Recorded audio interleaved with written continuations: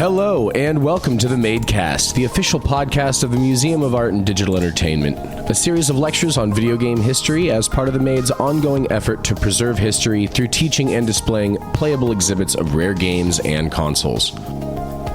While life in the time of COVID has forced us to close our doors, the support of people like you has allowed us to continue to bring history to you through lectures and interviews like the one you'll hear in a few minutes. I'm Chun. I'm Red. And I'm Miles. This week we're going on a little history tour and talking about Doom, one of the games that defined the first-person shooter genre. We're going to go into a bit of its development, the people behind it, and some of its many quirks and revolutionary innovations. Yes, a game that has stood the test of time and has paved the way for loads of games that have come out after it. Mm-hmm. But before we get into that, we have a little bit of news to get into today. First of which is the Tunic has released. Finally. Oh my God! It looks adorable, exciting. I can't wait to get my hands on it. I have seen that game on Steam. It looks pretty cute and actually it looks exciting to play it. Mm-hmm. Yeah, I was following its development. I first heard about it, I think, in 2015, 2014. Oh, that's a long time ago. Yeah. Mm-hmm. It was called Secret Legend back then. And I signed up for a mailing list just to keep hearing about it. And basically, it was radio silent for many years. It actually sort of became a running joke with one of my friends that the game just doesn't exist. Like, it's never coming out. It's not real. It's a secret legend. And so finally I got to tell him, hey, it's out now. It's real. So that was very exciting. It's for those of you who haven't heard, it's sort of a cross between, I think I've actually talked about it before. It's sort of a cross between a top-down Legend of Zelda game and like a sort of Dark Souls beat-em-up puzzler. I really like the tone of the game because it looks very comfortable. I know it is kind of low poly, but the shading and the lighting of the game is so well done that they make it so quality. Yeah, it fits what they captured a feeling very well with that design. Yeah. It everything is like, it's low poly but extremely smooth, like very rounded edges and shading. Well, not rounded necessarily, but very straight lines. It looks like so much fun. Definitely an easy, like, seems like you can spend as much time at a time in a sitting as you'd like to, which is great for a game like that. In other bit of news, I think Miles have a bit more information on this, but the Starfield is getting a bit more details. Multiple factions have been revealed, and the speech system is going to be based on Oblivion's. Yeah, so if you remember how Oblivion did dialogue and like speech checks as compared to other Bethesda titles like Skyrim or Fallout, it's not just a flat number that you have to beat now. It's Oblivion's was like, there was a number that helped, but it was like this weird dial of this is sort of the mood of the person you're trying to convince, and this is what you think the reaction you'll get to this line of dialogue is. So it was sort of this weird, not exactly Simon style game, but it was this interesting, like, sort of like you have to match up their perceived mood with the expression on their face, which kind of was hard to tell because it was Oblivion and, the textures weren't that great. And so it was you sort of eventually trying to maneuver this person into having the right mood to do what you wanted. It was an interesting idea. I don't think it really worked super well, but it seems that Bethesda is going with it, or an upgraded version of it for Starfield, so that's going to be exciting.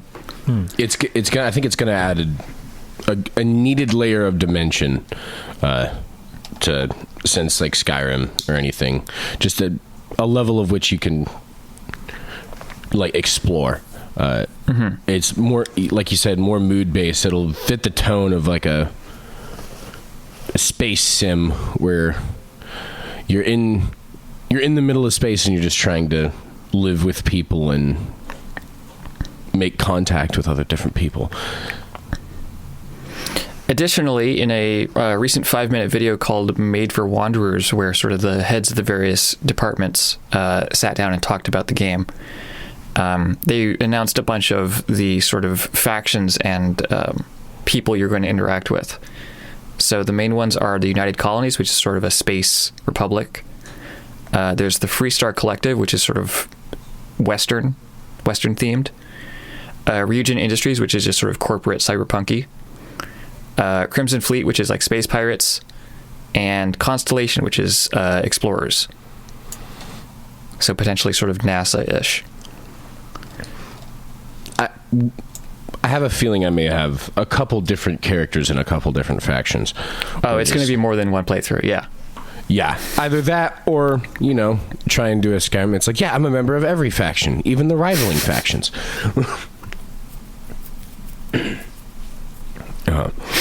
In other news, we also have Elden Ring passing 12 million copies sold worldwide. Big feat. I think it was Europe's largest IP release since The Division back in 2015, 2016. And then we also have the new patch for it, patch 1.03, balances some things and helps curb some exploits found by a lot of speedrunners. In other sales news, we also have Triangle Strategy passing 800,000 copies sold in 2 weeks. That's wow. Racking up large numbers for that. That's a good news for this kind of games. They always got sleep on. And we also have a new gameplay footage of Harry Potter Legacy of Hogwarts. It looks really polished. It looks like a really fun, immersive wizarding world that you can use a bunch of different spells. I was a big fan of some of the early computer games like the Sorcerer's Stone and Prisoner of Azkaban, but this one looks it's much more open world based, and there's like some ancient magic that you're trying to figure out who's after and to stop them from ruining the world. Yes, it being a Harry Potter fan, I recently read all the books again. I think it was like a year and a half ago. It'll be a great release. I'm very excited to step back into the world and see what they have done with it. But I think it's about time we get into some of this history of this game called Doom, or smashing pumpkins into small piles of putrid debris. So Miles, you want to start us off with a little bit of the history? Yeah, sure. So id Software has been around for a while. By 1992, they had just released Wolfenstein 3D, which was the game that came out before Doom, and it was massively successful at the time because it was shareware. So its whole design philosophy or like marketing strategy was to give out the first bit of the game for free, sort of just as a demo, and then you would buy the rest of the game if you liked it. So it was very easy for the game to make a lot of people interested because you could share it for free. Like there was nothing preventing you from, downloading it, putting it on a floppy disk and handing it to your friend and saying, "Hey, play this. Try it out, see if you're interested." The limitations of Wolfenstein 3D was that there weren't textures on the top and bottom of the screen. It was strictly basically a 2D plane. It was still like a three-dimensional idea of a game that you could wander around in, the whole axis and rotate your camera and such, but there was no verticality to it. There was in the sense that you could like go up a lift into another flat area. No, there were no lifts. There was no looking up or down. That carried through to Doom. But sorry. Yes, I was. Yeah. Wolfenstein didn't have that. No, Wolfenstein had no 3D at all. At the time, what Doom did was extraordinary. Its whole game was crammed into 4 megabytes when normally you would take about 20 to build a game like that. It was cross-platform. It worked on a whole bunch of different operating systems at once. It used a variety of sound cards when that was a big deal, and it was made by, I think, 7 people. Yeah, it was even one of the biggest games made by a small team. Yeah, even back in the day, like that, like various articles talking about Doom and about id were very impressed with it. Like, it's not looking back, oh wow, this was a gem. It's people even at the time were like, wow, this is really incredible stuff. Yeah, pioneering in a lot of the ways it presented its world and actually used the capabilities it had with the computers.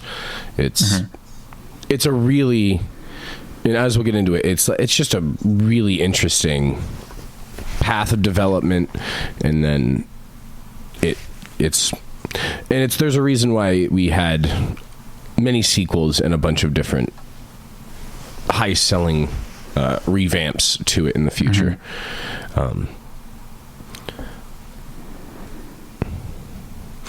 So initially, when we get into this, like Doom starts, you're essentially a space marine fighting demons on the moons of Mars.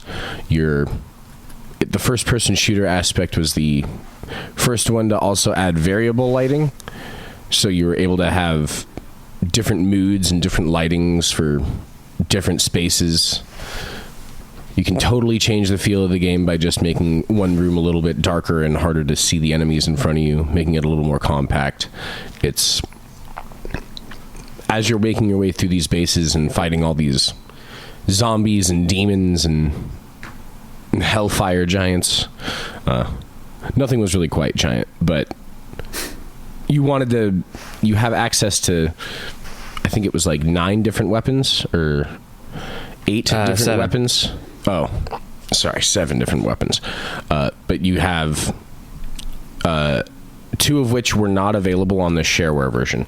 So you had like the chainsaw, you had your fists, you had your regular pistol, you had a chainsaw, you also had a rocket launcher and a plasma rifle and the BFG 9000. The last 2 were not available on the shareware version, so that was also one of the things that you could say was kind of pioneering. It's like, yes, you can have a shareware version where somebody like ported the game to you, but you wouldn't be able to unlock like the craziest 2 final weapons that you could get. But it was also made so each weapon had its purpose. There wasn't one weapon better than the other. You can hear what his Sandy Peterson, who became the general like level designer and everything in the later game, he was fighting to keep the shotgun because originally the rest of the developers did not want to keep it. They thought it's just overpowered, and it's like, but it's one of the most satisfying weapons to use, because if you're taking a lower enemy, you're just shooting an enemy one time, they get knocked back, and then in that knockback process you have the animation of your guy like reloading and cocking the shotgun again. It was, for the time, it was unlike any other game and feeling you could have in a first-person shooter. Not being many at the time, or really any at all,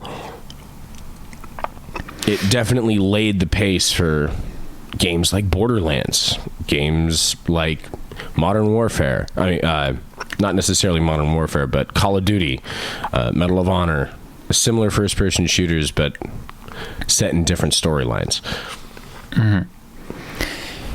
Yeah.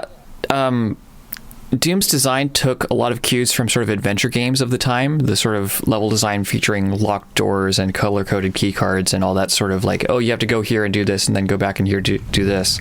All of the levels were very maze-like. but they sort of funneled you into these more expansive areas, which were designed for like actually fighting large groups of enemies and dodging around them and moving and, you know, quickly and efficiently moving through terrain, which sort of became a hallmark of good first-person shooters after that. Mm-hmm. To that end, it sort of set the fast-paced nature and quick reactions needed for success for basically every FPS afterward. In fact, for several years after its release, first-person shooters were just called Doom clones. Mm-hmm. Like, it's not an FPS; it's a Doom clone. Yeah, like we see the term clone thrown around derivatively, but it's like. I mean, it's very similar to how people keep comparing, like, oh, it's like Dark Souls. Meaning it's just a big 3D environment where you can. The thing that gets me about that too is that the base for Dark Souls is also based on old school, like, NES titles, where you're making your way through a place and then you don't really have a map in the original place, and then you just you memorize your way through the place that you're fighting. There's a move set to each enemy that you can, like, memorize and avoid or block their certain attacks. It's the same thing with Doom. There's the way that you can progress and get through all, like, the 20 plus levels. I think it's like 27, but you can get the way that you progress through all of these games is it sticks with you. The first time you play it, it's going to be sticking with you, and it's like, this is going to be a great way. So I don't think clone is necessarily a bad thing, but they were kind of Doom clones. Yeah. Yeah. So talk about the multiplayer aspect of it, because I remember you turned up a story about oh yeah how the internet was still kind of a new thing in 1993, and that turned into a problem. So for the multiplayer aspect, people with the release of the game in some of the universities around where it was initially released, they ended up having to make like no using Doom on the internet for these universities, because kids were going in and having LAN parties and essentially using all the online matchmaking to eat up the entirety of a university's internet system at the time, with hundreds and hundreds of kids just crashing their systems when you know, kids are trying to do some research, they're trying to study, they're trying to type up everything they can. So it was very limiting, but it's quite incredible to see how many. That's how impactful this game was at the time, and easily spreadable, so you can actually play everything else. But universities ban these games, as I think some other universities have probably banned it since there. I think our university's internet is capable of managing that as along with everything else now, but it's for a game to crash internet servers because too many people are playing. You don't really see too much of that going on these days. I mean, you did see a little bit of it in previous times for large games, for people underestimating the amount of people about to buy their game. So, but Doom not only was wreaking havoc on the moons of Mars, but it was also wreaking havoc in a university near you. It was also, like, I mean, at the time too, in 1993, it received a lot of, like, negative moral press because of the satanic imagery and the graphic gore for the time. It was, like, received well by gaming fans and just many other people around, but then parents were worried that it was going to influence their children negatively. There was also a lot of, like, it was the first time you can actually see, like, realistic guns and realistic gore, quote unquote, as opposed to, like, using, like, a magical bow and arrow or a magic sword, things that you don't normally see around in the world as much. but it's quite an interesting tale. We also had, but like some of the other, I think we should go back to talking about some of the other pioneering things that Doom did as far as like level design goes too, because it was like the first game to where you don't need to have walls as like rectangles to make you feel like you're in a shoebox. You can have like angular walls, and they can have different varying heights to change the level of the room. And that, along with the varying lighting that was mentioned earlier, is something no other game was doing before. Like, you could have just walking through a maze and like going around a corner. You can also have essentially like a round wall to your side, and you're walking along a curved path rather than just straight right, left, right, left. It's the lasting impact is still incredible. But there's and while the game, go ahead. And while the game still did use sprites, like it was still 2-dimensional images. One of the interesting things about Doom was that it used 8 viewpoints, so you could sort of walk around an enemy, and it wasn't always facing you. And they did that really interesting story. This is incredible. The graphics were made by Adrian Carmack and Kevin Cloud, and for Wolfenstein, Adrian just drew all of the sprites and all of the assets and textures and everything. But for Doom, they knew they couldn't do that, so they brought in a professional model designer named Gregor Punchatz, and who had worked on things like RoboCop and other, movie stuff.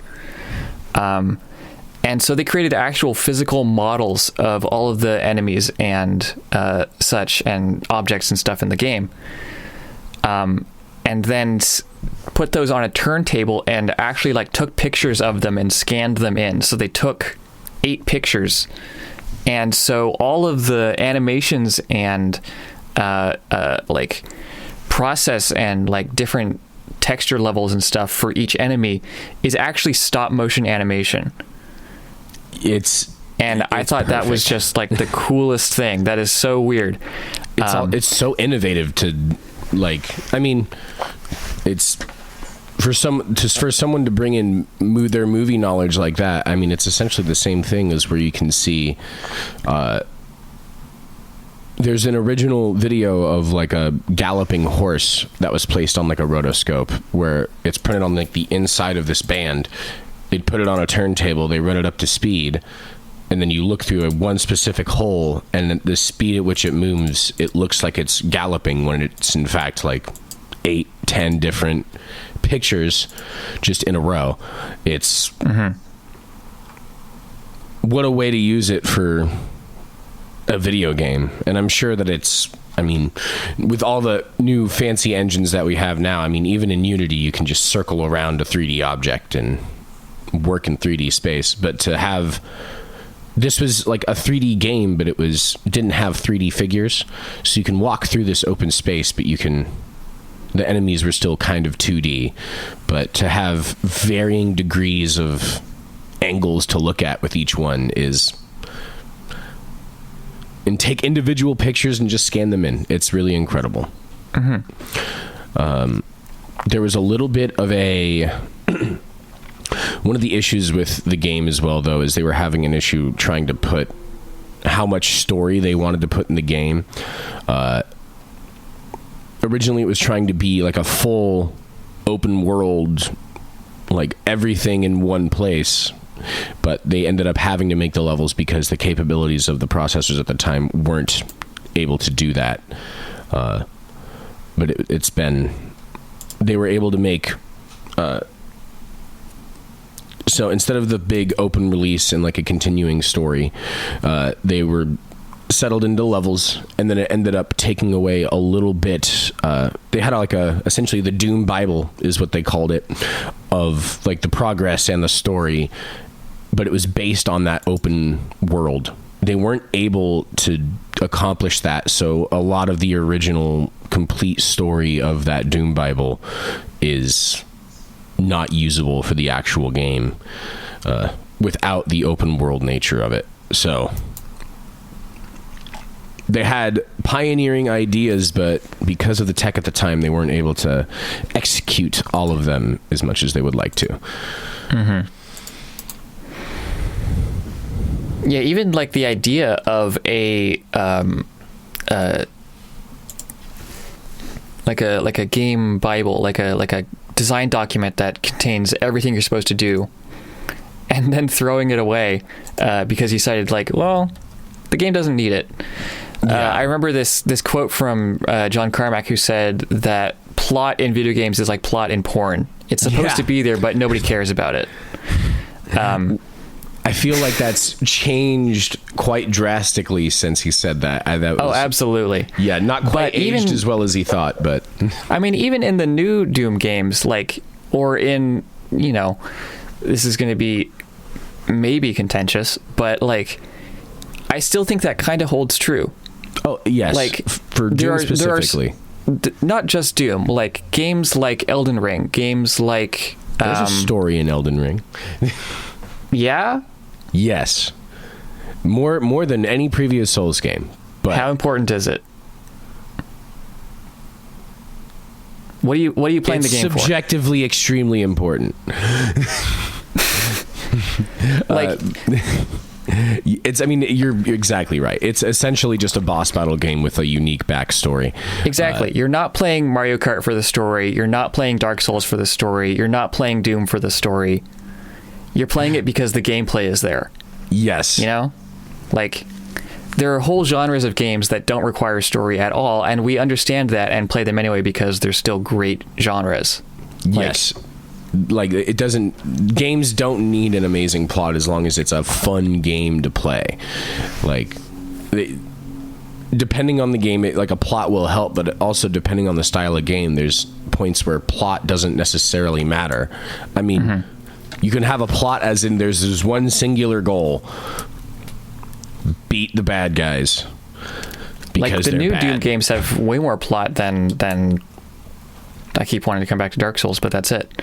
Yeah, it's like they definitely have way more plot. The new Doom games have more plot than the new Zelda games. Yeah, absolutely. Like, Breath of the Wild was very bare bones in what you were supposed to do and sort of the intrigue of it. It was like, hey, we want these things. Go and do them. Yeah. Or don't. We don't care. We're not do your boss. them or don't. Just, you're trying to reach the final level. That's what you're trying to do. And level up along the way. Get some upgrades. See what you can do. But Doom's lasting impact, I mean,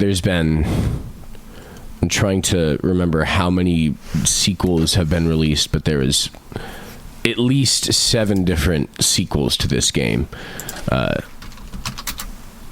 We have Doom. We had Doom 2. We had 2 mobile games of it. We had Doom 3 and 4, or what was known as 4, and then it was also a couple of prequel Doom games. The original Doom also had expansions, so you can have, or Doom 2 did rather. Another early game that was like, hey, we made more game, have more game. So and if you haven't played Doom, I'd highly recommend checking it out. It's available on many different platforms. You can even just pick it up on like an online station to play it. One of the final things that Doom did, is with the shareware versions. They did make the shareware versions eventually authorized, so you didn't have to worry about any copyright things for that. And they did that under the impression to preserve the game and what it was about. which is essentially what we all are also doing at the museum and working to fight for as well, with certain like physical copies of games going like becoming less and less available and like deteriorating physically. We want to help preserve all these games, and the code in which, like, the source code for these games is an extremely important part of history. If we're not able to like reproduce it and make it work on something that we have today, then it's doomed to be lost. But it's really quite incredible to see how just word of mouth spread this game. And I mean, the company was self-published and like sold by themselves, so initially having like 1 million copies sold back in 1993 for a team of 7 or 8 people, it's quite the game to be. It's quite the game. I believe we might have another. Well, we can probably do another episode of Doom covering all the releases after, and then tying it into some of the other major games that took inspiration from it. So, but I think it's about time we wrap up the history part of this, and we want to also talk to you about a little bit about what we've been playing. So, anybody been playing anything new recently? New? No. I went back a couple days ago to Mario Odyssey, and I'm trying to just keep collecting moons in that. I have completed Cascade and Hat Kingdom. I can't remember the name of the Hat Kingdom. I think that might just be its name. So like the first 2 levels, I've gotten 100% of the moons in. And it's still really fun. I'm still trying to learn some of the movement tech. Like I'm trying to get sort of the hat throw, jump off the hat, jump, hat throw, jump off the hat chain going. I'm still trying to figure that out. It seems very precise and tricky to do, but also it's very finicky. But Mario Odyssey, isn't it also just one of the like best Mario games released? I mean, even aside from being a Mario game, just as like a puzzle game and collection, it's excellent. It's amazing. And I'm also very impressed that they've continued to, I mean, it's what I'm excited about Kirby for the same reason, the way that they can still reinvent and keep the same general idea of the character and what they do, but keep introducing new power-ups, new things that they can do. It's going to be really exciting.